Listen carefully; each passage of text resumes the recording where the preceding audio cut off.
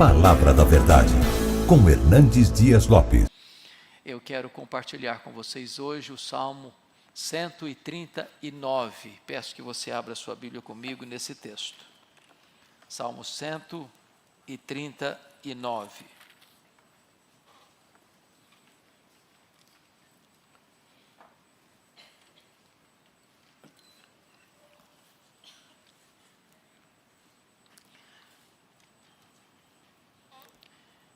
Este é um salmo de Davi, e Davi expressa assim: Senhor, tu me sondas e me conheces, sabes quando me assento e quando me levanto.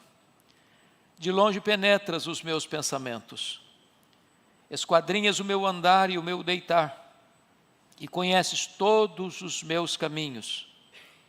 Ainda a palavra me não chegou à língua, e tu, Senhor, já a conheces toda. Tu me cercas por trás e por diante, e sobre mim pões a mão. Tal conhecimento é maravilhoso demais para mim, é sobremodo elevado, não o posso atingir. Para onde me ausentarei do teu espírito? Para onde fugirei da tua face? Se subo aos céus, lá estás. Se faço a minha cama no mais profundo abismo, lá estás também. Se tomo as asas da alvorada e me detenho nos confins dos mares, ainda lá me haverá de guiar a tua mão, e a tua destra me susterá. Se eu digo, as trevas com efeito me encobrirão, a luz ao redor de mim se fará noite. Até as próprias trevas não serão escuras, as trevas e a luz são a mesma coisa. Pois tu formaste o meu interior, tu me teceste no seio de minha mãe. Graças te dou, visto que por modo assombrosamente maravilhoso me formaste. As tuas obras são admiráveis, e a minha alma o sabe muito bem. Os meus ossos não te foram encobertos quando no oculto fui formado e entritecido como nas profundezas da terra. Os teus olhos me viram a substância ainda informe, e no teu livro foram escritos todos os meus dias, cada um deles escrito e determinado quando nenhum deles havia ainda. Que preciosos para mim, ó Deus, são os teus pensamentos, e como é grande a soma deles. Se os contasse, excedem os grãos de areia. Contaria, sem jamais chegar ao fim. Tomar, ó Deus, desses cabo do perverso. Apartai-vos, pois, de mim, homens de sangue. Eles se rebelam insidiosamente contra ti, e como teus inimigos falam malícia. Não aborreço eu, Senhor, os que te aborrecem? E não abomino os que contra ti se levantam? Aborreço-os com ódio consumado. Para mim são inimigos de fato. Sonda-me, ó Deus, e conhece o meu coração. Prova-me e conhece os meus pensamentos. Vê se há em mim algum caminho mau, e guia-me pelo caminho eterno. Amém. Eu quero meditar com vocês sobre o tema: Deus sabe, Deus vê, Deus pode, Deus julga. Bom, é do conhecimento geral de todos nós, penso, que o livro de Salmos é uma coletânea de 150 poemas independentes. Esses poemas têm características diferentes. Você tem salmos de louvor, você tem salmos de gratidão, você tem salmos de penitência, você tem salmos impregatórios, você tem salmos de lamento. Alguém já disse com muita propriedade que os salmos falam a nós e os salmos falam por nós. Esta coletânea de 150 poemas foi composta num período longo. Demorou-se cerca de 1000 anos para se escrever o livro de Salmos. Porque você tem salmos de Moisés, como o Salmo 90, que foi escrito 1500 anos antes de Cristo. E você tem salmo pós-cativeiro babilônico, como o Salmo 126, escrito no 5º século. Alguém, após então esse período, vai reunir esses salmos, esses poemas, e categorizá-los em 5 livros distintos. Salmo 1 a 41, o primeiro livro. Salmo 42 ao 72, o segundo livro. Salmo 73 ao 89, o terceiro livro. Salmo 90 ao 106, o quarto livro. E o Salmo 107 ao 150, o quinto livro. Este salmo é considerado pelos estudiosos como a coroa dos salmos, ou como a gema mais bela de todas as preciosidades e riquezas dessa mina inesgotável que é a palavra de Deus. É um salmo de Davi. E esse salmo retrata para nós a grandeza do nosso Deus. Este Deus que é onisciente, este Deus que é onipresente, este Deus que é onipotente, este Deus que vai julgar todos os homens, este Deus que é inescapável, este Deus que está, de certa forma, encurralando a todos nós, a ponto de nenhum de nós aqui poder viver fora do seu olhar, fora da sua presença, fora do seu poder e fora do seu julgamento.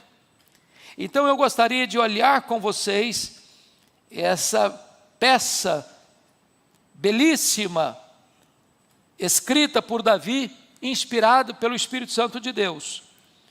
E a primeira verdade que Davi apresenta aqui dos versos 1 a 6, é que Deus tudo sabe. Ele retrata para nós aqui a onisciência de Deus.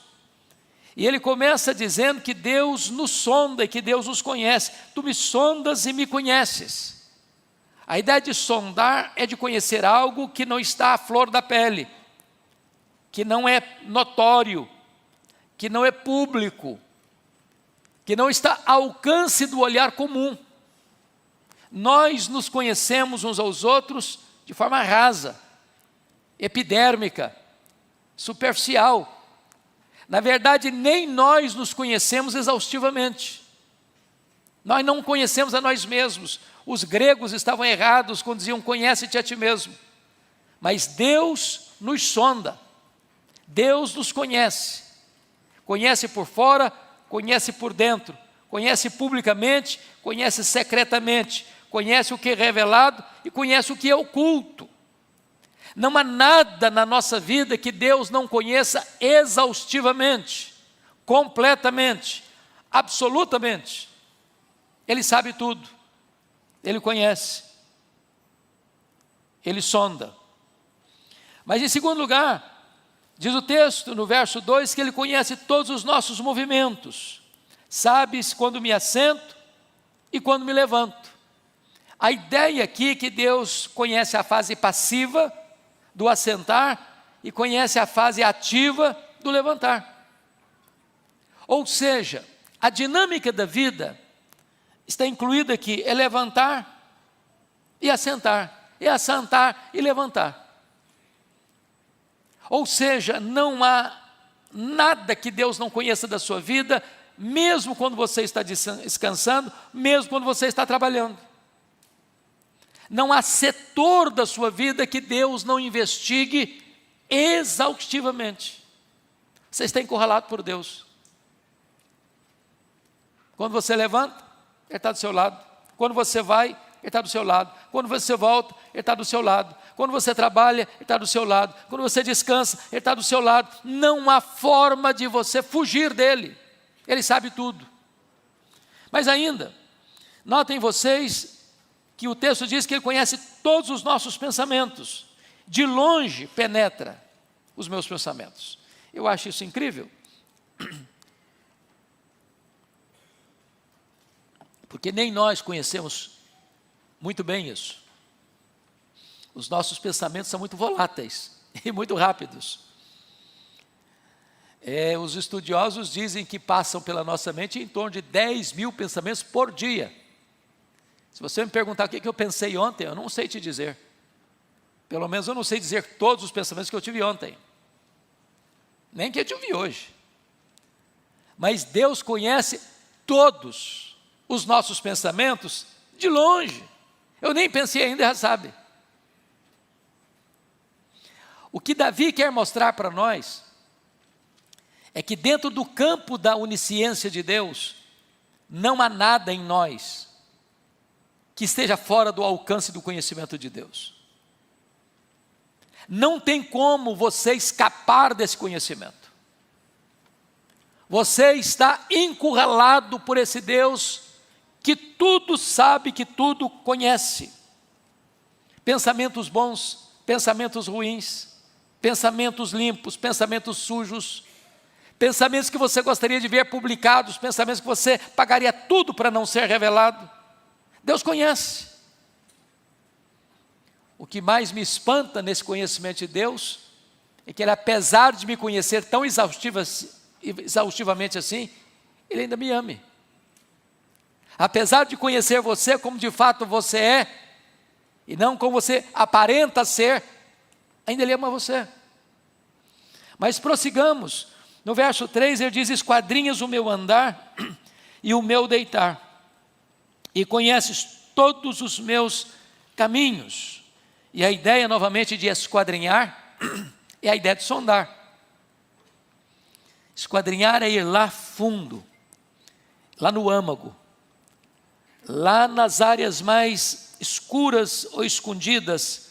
É como se Deus abrisse todas as gavetas secretas, todos os arquivos secretos, como se não houvesse de fato nenhuma área da nossa vida que não estivesse sendo devassada, descoberta, conhecida, examinada, perscrutada pelo conhecimento de Deus. Todos os meus caminhos, não alguns deles, caminhos retos, caminhos tortos, caminhos largos, caminhos estreitos, conhece tudo. Mas quando você avança, veja você, versículo 4, ele diz assim: ainda a palavra me não chegou à língua, e tu, Senhor, já a conhece toda. Os estudiosos da oratória dizem que qualquer pessoa que fala em público, ela tem no seu inconsciente 8 palavras no gatilho. Quando você profere uma palavra, o seu inconsciente já enfileira mais 8, que vão ser faladas, que não foram proferidas, que vão ser apresentadas, porque se não for assim, você não teria fluxo de ideias, suas ideias ficariam obscuras, você tropeçaria, você gaguejaria. O que é maravilhoso é que Deus conhece as palavras que eu profiro, Deus conhece as palavras que estão no gatilho do meu inconsciente. Não há palavra que saia da minha boca ou que esteja ainda guardada dentro da minha boca que Deus não conheça. Mas mais, a Bíblia chega a dizer também que nós vamos dar conta no dia do juízo por todas as palavras frívolas que proferimos. Eu acho isso impressionante, porque qualquer de nós, se for interrogado nesta noite, você se lembra o que você falou em dezembro do ano passado?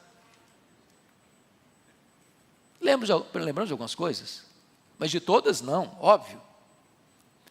Nosso arquivo, nosso HD não é tão grande assim.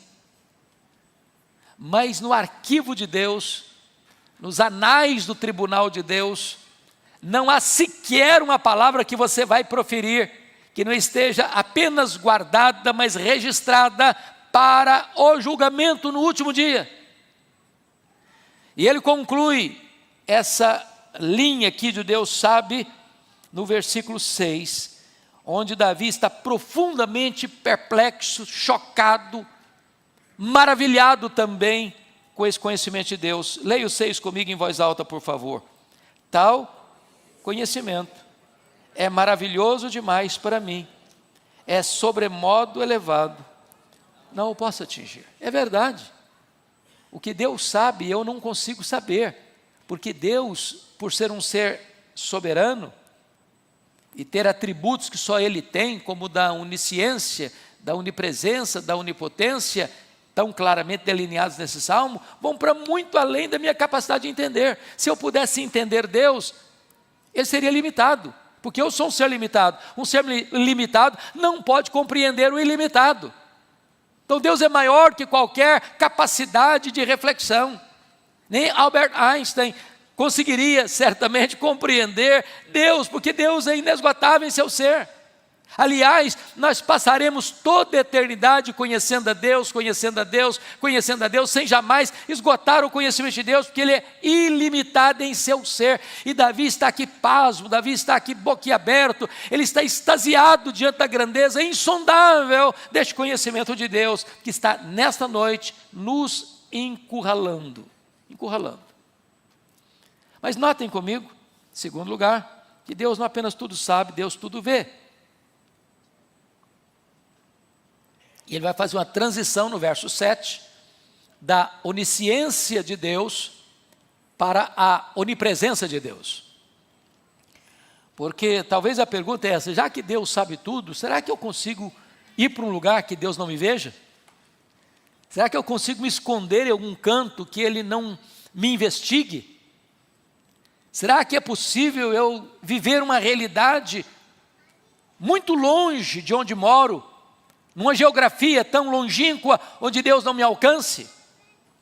E aí ele começa a fazer a pergunta e dizer que é impossível fugir de Deus no versículo 7. Para onde me ausentarei do teu espírito?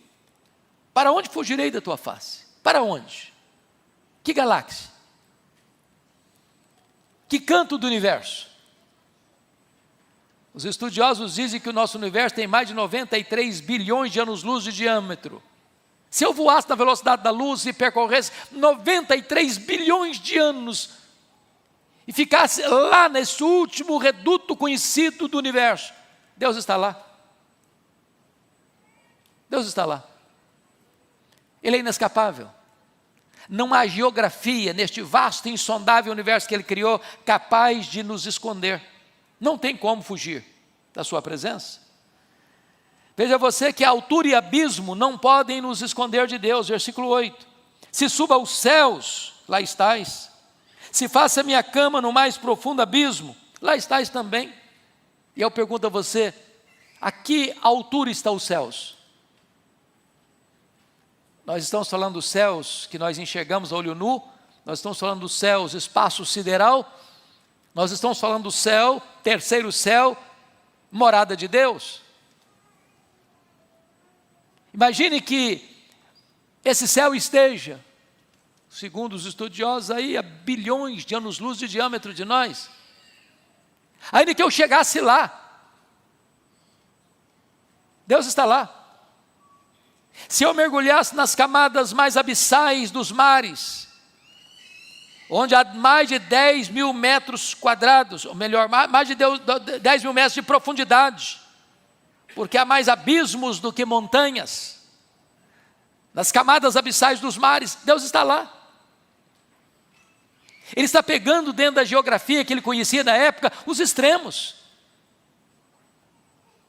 Mas você vai adiante, e ele vai mostrar que a distância longínqua não fica fora do alcance de Deus, nos versos 9 e 10. Você pode ler o 9 e 10 comigo? Vamos juntos?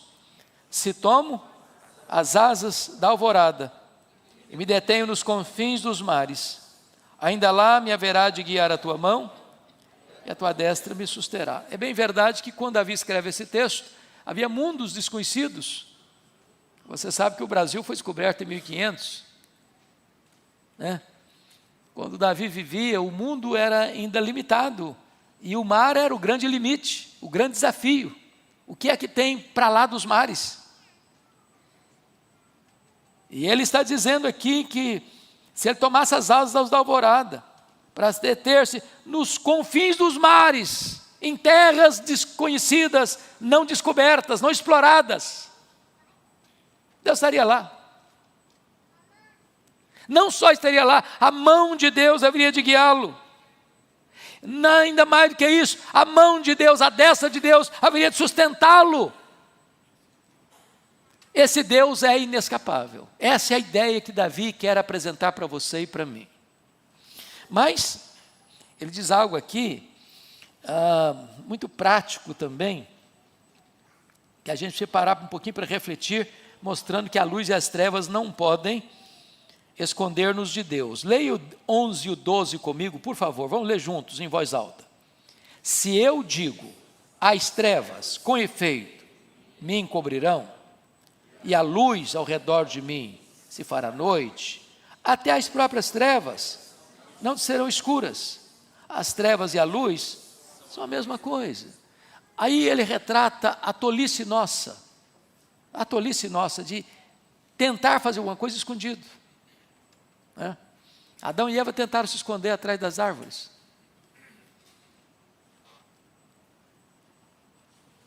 O Caim matou o seu irmão Abel e achou que tinha cometido um crime perfeito, que ninguém ia descobrir. O Acã roubou objetos que não deveria pôr a mão, escondeu na sua tenda e achou que estava tudo resolvido.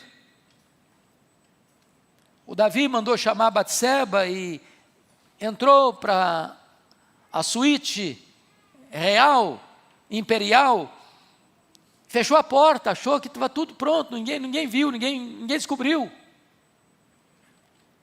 E a tolice de pensar que ao fechar a porta você se escondeu, ou apagar a luz você se escondeu, ao cometer um erro, um deslize, um pecado, um crime, e esconder dos olhos e das testemunhas humanas, está resolvido? Não.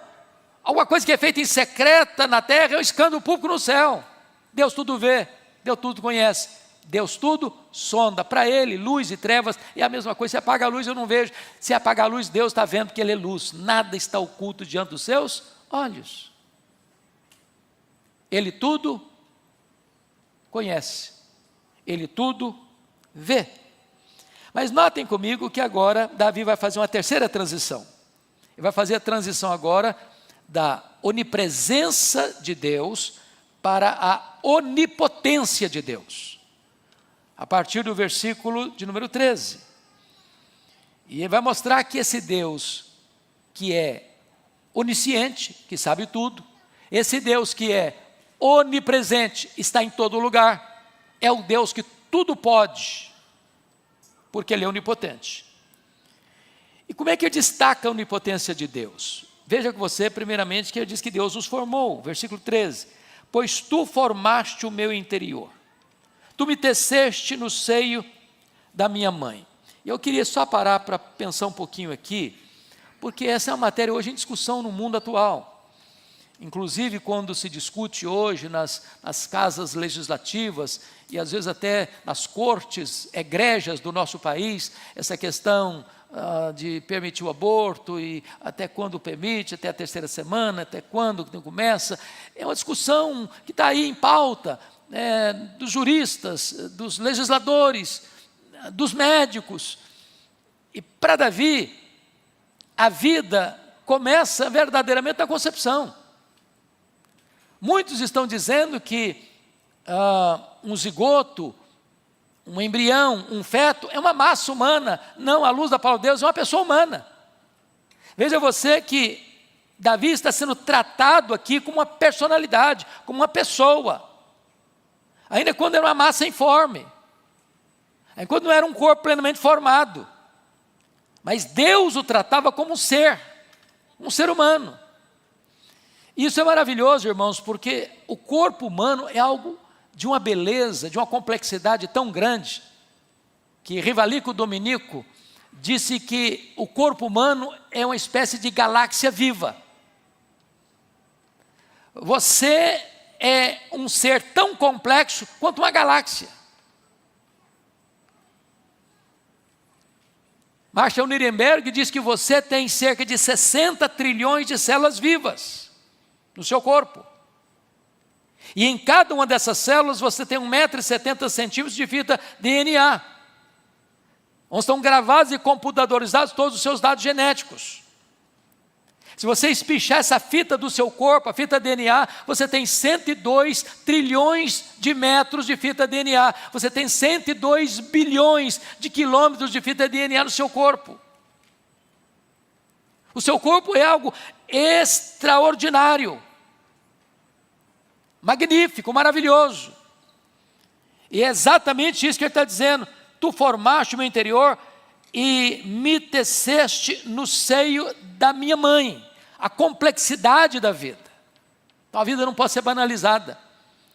Você não pode considerar um ser que ainda não nasceu como uma pessoa, há algum tempo, se referindo a isso, diz que o feto é como uma verruga pestilenta que a mãe pode e deve arrancar do seu corpo se ela não o quer. Não é assim que a Bíblia entende, não é assim que a Bíblia ensina, não é assim que a ciência e que a biologia ensina. A vida começa verdadeiramente na concepção.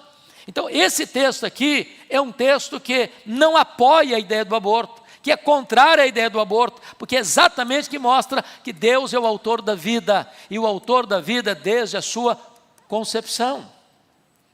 Mas vejam vocês, que Deus não nos trata como um ser humano, aliás, Deus nos trata como um ser humano, já na fase embrionária da vida. Olha o versículo 15 e 16, parte A comigo. Pode ler comigo? Vamos juntos?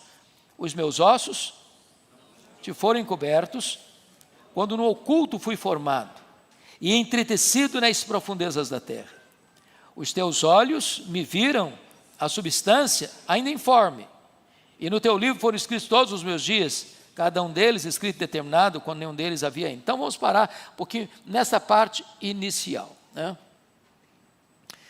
A ideia é de que não importa o período da vida, se na fase da concepção, como um zigoto, como um embrião, como um feto, como um recém-nascido, como um bebê. Não importa a fase, é um ser humano, tratado por Deus como tal. E Davi ilustra o poder de Deus nesta maneira tão assombrosamente maravilhosa, como Deus nos entreteceu no ventre da nossa mãe. Eu me lembro, e até fui às lágrimas, eu confesso, no dia que eu e o Edson, o pai da Renata, fomos ao médico, e ele nos mostrou, ele disse, está vendo esse pontinho? Parecia um ciscozinho, um pontinho bem pequenininho quase, que não dava para ver, e ele disse para nós assim, para os dois avós, esse pontinho aqui é o neto de vocês. E as lágrimas começaram a rolar, a emoção veio, porque o que veio à minha mente, meu Deus, como o Senhor é maravilhoso, nesse pontinho aí, que eu quase não enxergo, está toda a potencialidade da vida, está toda a potencialidade de um ser humano pleno, e desse pontinho aí Deus vai desenvolvendo, e desenvolvendo, e desenvolvendo, e em 9 meses nasce um bebê, belíssimo, com todos os seus órgãos feitos. Isso é um destaque do poder de Deus, do quanto esse Deus é poderoso. Mas agora, olha comigo o verso 16b, que nós já chegamos a ler, quando ele trabalha que esse conhecimento de Deus, essa presença de Deus e esse poder de Deus, não é encerrado ali na formulação do corpo humano, mas também dos dias pela frente, porque está escrito assim, e no teu livro foram escritos todos os meus dias, cada um deles escrito e determinado, quando nenhum deles havia ainda. Obviamente, isso não faz de Deus o agente moral das nossas más escolhas. Ninguém tem, à luz desse versículo, direito, não, eu fiz bobagem, eu estraguei minha vida, eu arruinei minha vida, eu joguei minha vida fora, eu joguei minha vida no lata do lixo, porque os meus dias já estavam escritos e determinados, eu não conseguia sair disso. Pronto. Deus é o responsável por isso. A mesma Bíblia que ensina para nós a presciência divina, também ensina para nós a responsabilidade humana, e o fato de Deus saber, não significa que o homem não é responsável pelas suas escolhas, pelas suas decisões. E é por isso que a Bíblia está cheia de exortações e orientações para nós levarmos Deus a sério, para nós honrarmos a Deus, para nós obedecermos a Deus, para nós olharmos a vida dentro da perspectiva de Deus e experimentarmos o melhor desta terra para nós. Mas o fato é, Deus está no controle de todo o universo, Deus está no controle da sua vida, desde aquele pontinhozinho que você quase não enxerga, ali está a vida. Ali se desenrola a vida a partir dali. todos os seus dias estão debaixo do conhecimento deste Deus Todo-Poderoso. Então, qual a conclusão de Davi, mais uma vez? É ficar extasiado. Olha comigo, por favor, a partir do versículo 17 e 18. Vamos ler o 17 e 18? Vamos lá? Que preciosos para mim, ó Deus, são os teus pensamentos. Como é grande a soma deles. Se os contasse, excedem os grãos de areia. Contaria, sem jamais chegar ao fim. Veja você que ele está fazendo a mesma conclusão do verso 6. No verso 6, depois de contar para nós sobre a onisciência de Deus, ele desabotou a sua alma para exaltar a Deus nesses termos: tal conhecimento é maravilhoso demais para mim, é sobremodo elevado, não o posso atingir.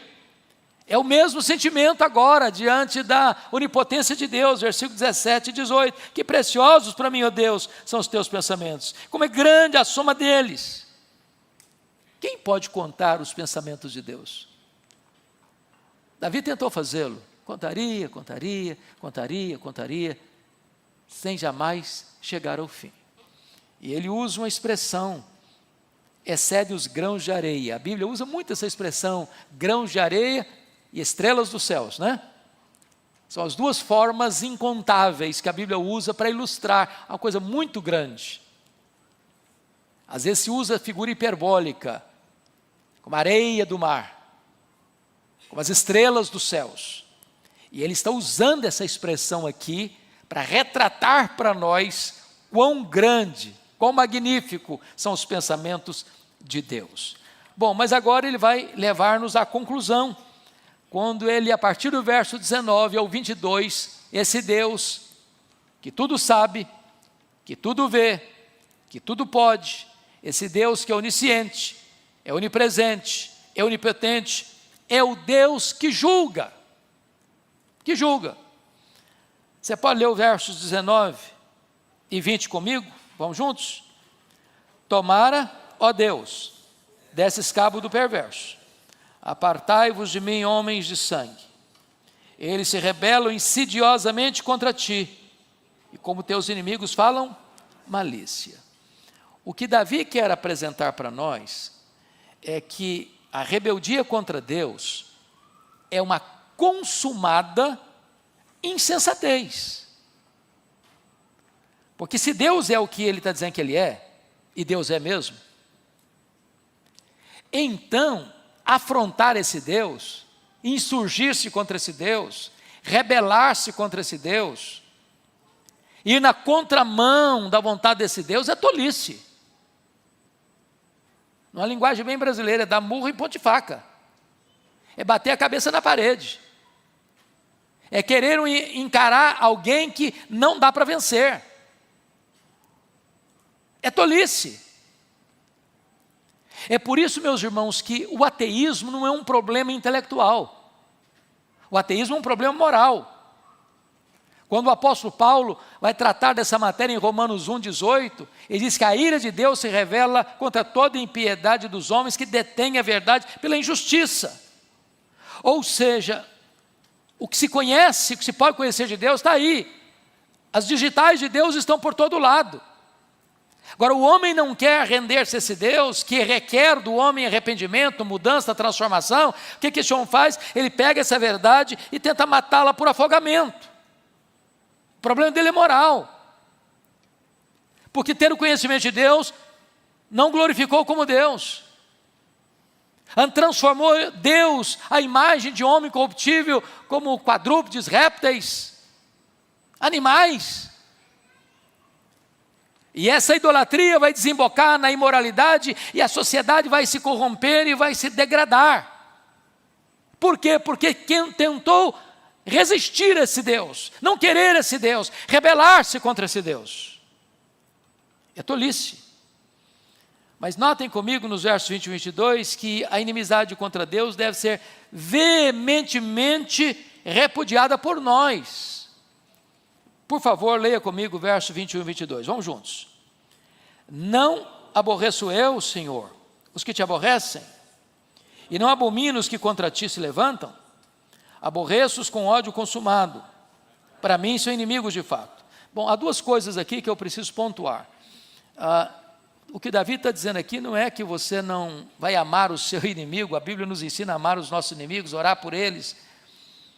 O que Davi está mostrando aqui para nós é que você não pode ser um ser amoral, ponto neutro, coluna do meio, sem definir o que você acha, você crê. Você não pode aplaudir o erro, você não pode se deleitar no erro, você não pode ter aceitação passiva daquilo que afronta Deus. Aquilo que afronta Deus deveria afrontar-nos também. Aquilo que desonra Deus deveria ferir-nos também. O que Davi está dizendo é que ele não pode se deleitar naquilo que está desonrando a Deus, afrontando a Deus, zombando de Deus.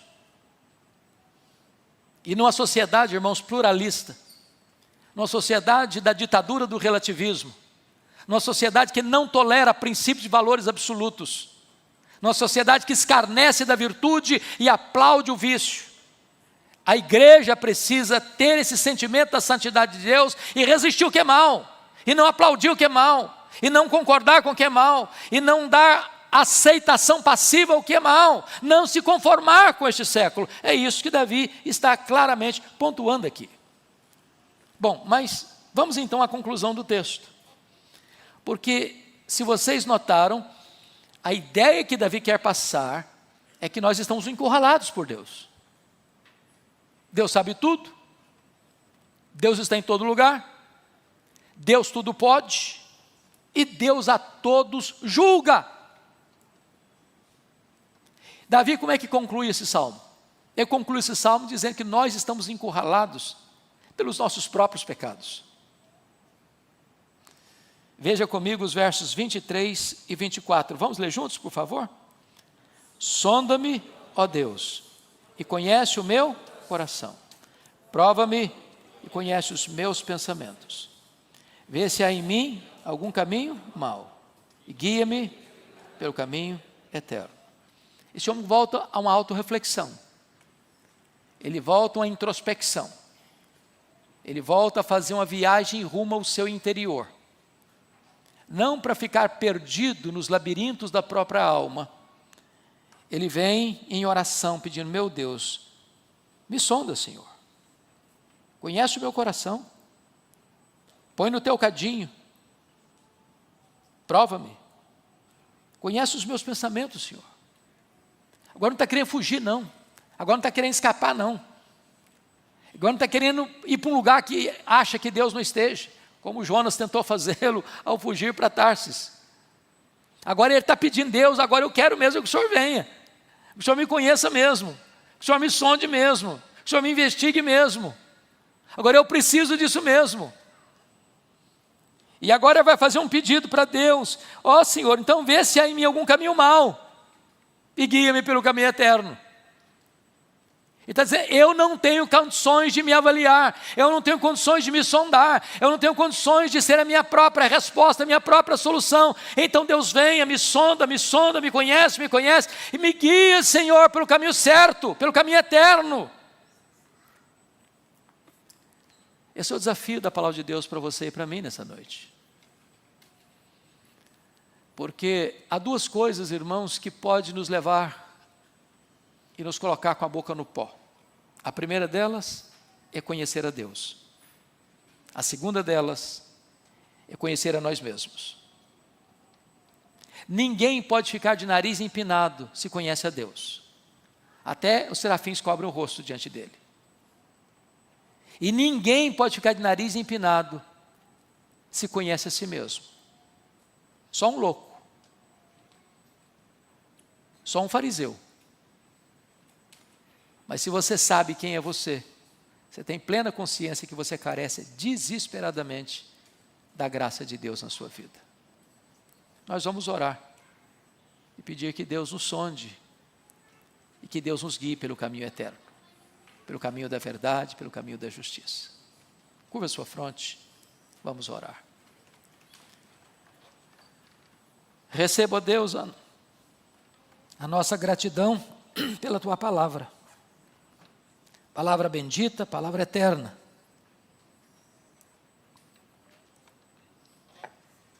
Palavra que entra no nosso coração como uma espada de dois gumes. Hoje reconhecemos, Deus, à luz desse texto, que tu sabes todas as coisas, tu vês todas as coisas, tu podes todas as coisas, tu julgas todos os homens. Não há como fugirmos, escaparmos deste encurralamento celestial. Mas também reconhecemos, Deus, que apesar de nós, tu nos amas. E apesar de nós, tu não nos descartas. Tu és o Deus de toda graça e o Deus de toda misericórdia. Que apesar de conhecer-nos e conhecer-nos de forma exaustiva, ainda nos amas. Nos perdoas. Ah, Senhor, isto é maravilhoso. Porque a tua graça é mais profunda do que o nosso pecado. O teu amor é insondável. E o que nós pedimos nesta noite é que ao sondar-nos, ao trazer à tona, à luz do sol, o nosso pecado, tu não nos esmagues, mas que tu nos perdoes e nos guies pelo caminho eterno. Carecemos da tua graça, não podemos viver sem ela. Precisamos muito da visitação do Espírito Santo, para abrir os olhos da nossa alma, para enxergarmos quem tu és, quem somos nós, e para nos lançarmos aos teus pés, em súplica e quebrantamento, para que tu restaures a nossa sorte. Oramos com gratidão por quem tu és, por aquilo que tu fazes por nós, em Cristo Jesus. Amém.